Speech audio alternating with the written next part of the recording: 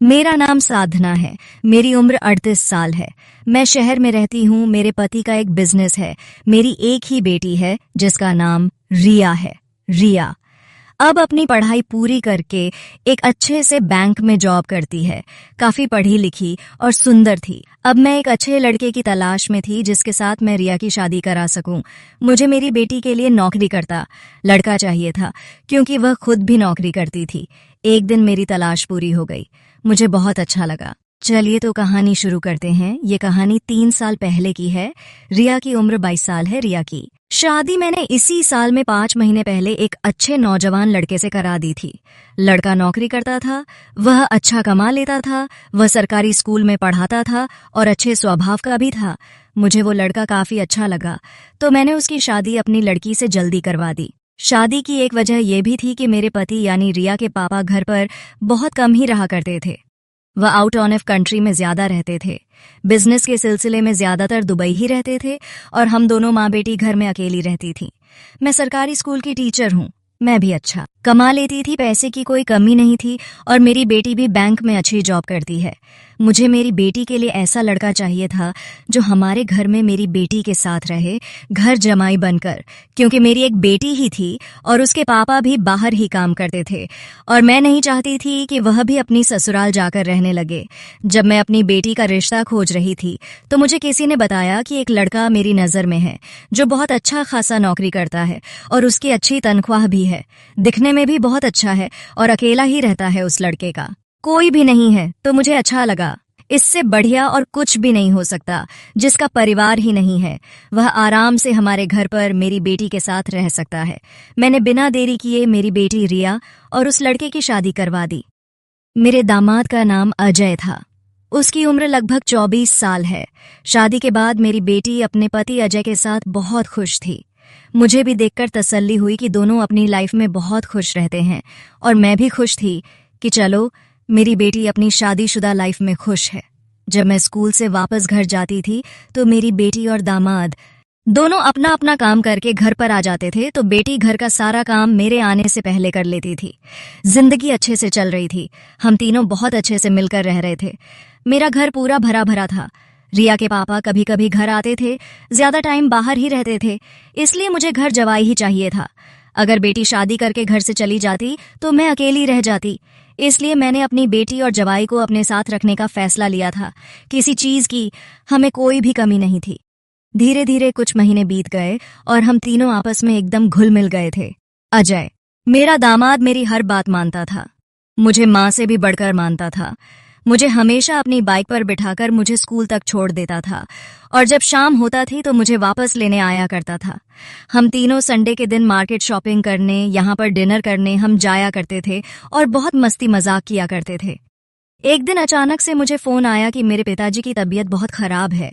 ये बात मुझे सुनकर रहा नहीं गया और मैं उन्हें देखने के लिए गांव जाना चाहती थी। मैंने अपनी बेटी रिया और अपने दामाद अजय को अपने साथ चलने के लिए कहा, पर मेरी बेटी बोली कि माँ बैंक में अभी बहुत काम चल रहा है, मुझे छुट्टी नहीं मिल पाएगी, इसलिए मैं तो आपके साथ नहीं आ पाऊंगी। आप अपने साथ अजय को ले जा सकती हो क्योंकि उन्हें छुट्टी मिल सकती है। अगली सुबह मेरी बेटी नहा धोकर बैंक जाने के लिए तैयार होकर आई और मेरा दामाद भी पिताजी को देखने के लिए मेरे साथ गांव जाने के लिए तैयार हो गए थे। हम घर से निकल गए। हम दोनों बस स्टेशन के लिए ऑटो से गए और गांव पर जाने वाली एक ही बस थी। हम लोग बस स्टेशन पर बस का इंतजार कर रहे थे। बस में बहुत भीड़ थी। अब गांव के लिए एक ही बस जाती थी। दिन में सिर्फ एक बस ही जाती थी गांव को, तो कैसे भी करके मजबूरन हमें उस बस में चढ़ना ही था। पहले मैं बस में चढ़ी, उसके बाद पीछे से अजय भी बस में चढ़ गया। वहां पर हम लोगों को सीट नहीं मिली थी, इसलिए हम लोग खड़े खड़े जा रहे थे। थोड़ी देर बाद बस ऐसे ही चलती रही और फिर दूसरे बस स्टॉप पर रुकी तो वहां पर भी ज्यादा लोग बस में चढ़ गए। बस बहुत ज्यादा भर गई थी, पर कैसे भी करके गांव तो जाना ही था। बस फिर से चल पड़ी। 5 मिनट बाद मुझे लगा कि मुझे किसी ने धक्का दिया क्योंकि बस में भीड़ ज्यादा थी। मैं पीछे मुड़कर देखी तो वो अजय था। काफी दिक्कत का सामना करके हम लोग अपने गांव पहुंच गए थे। वहां पहुंचने के बाद अपने पिताजी से मिली और अपने भैया भाभी से भी मिली। हम सब मिलकर बहुत देर तक आपस में बातें भी की। सुबह मैं अपने घर के लिए वापस निकल गई। जनवरी का महीना था। ठंड बहुत ज्यादा बढ़ गया था। दोनों फिर से उस बस में भीड़ भाड़ का सामना करते हुए अपने घर पहुंच गए। जनवरी में बहुत ज्यादा ही ठंड बढ़ गया था, जिसके कारण इस महीने के लास्ट तक स्कूल में छुट्टी हो गई। मेरी बेटी तो हमेशा काम पर जाया करती थी, क्योंकि वह बैंक में जॉब करती थी। वह रोजाना अपने काम पर चली जाती थी, तो घर में मैं और अजय ही बचते थे। संडे के दिन हम सभी लोग घर पर थे। ठंड ज्यादा थी, इसीलिए हम बाहर घूमने नहीं गए और अपने अपने कमरे में ही बैठे रहे। मैं अपने रूम में बैठी थी कि मुझे कुछ देर बाद प्यास लगी और मैं पानी लेने अपने रूम से बाहर निकली तो मुझे कुछ आवाज सुनाई दी। मैंने देखा कि आवाज मेरी बेटी के कमरे से आ रही थी। जब मैं उसके कमरे के पास गई तो मैंने सुना कि मेरे दामाद जी मेरी बेटी से किसी पेपर पर साइन करवाने की कोशिश कर रहे हैं, लेकिन रिया सिग्नेचर नहीं कर रही थी। रिया ने कहा कि अच्छा अभी रख दो, मैं पढ़कर साइन कर दूंगी। अजय ने कहा कि क्यों तुम्हें मुझ पर विश्वास नहीं है? जो तुम पेपर्स को पढ़ना चाहती हो तो मेरी बेटी ने बिना पढ़े उस पेपर पर साइन कर दिया। मैं कुछ नहीं बोली और चुपचाप किचन में जाकर एक गिलास पानी पिया और फिर से अपने कमरे में जाकर टीवी देखने लगी। मेरे मन में यह बात चुभने लगी कि अजय किस पेपर पर रिया से साइन करवा रहा था। अगली सुबह मेरी बेटी काम पर चली गई तो मैं अभी नाश्ता करके अपने कमरे में आराम कर रही थी। तभी अचानक मेरी नींद खुली तो मुझे कुछ आवाज सुनाई दी। मैं अपने कमरे से बाहर आई तो मुझे एक लड़की को अजय से बातें करती दिखाई दी।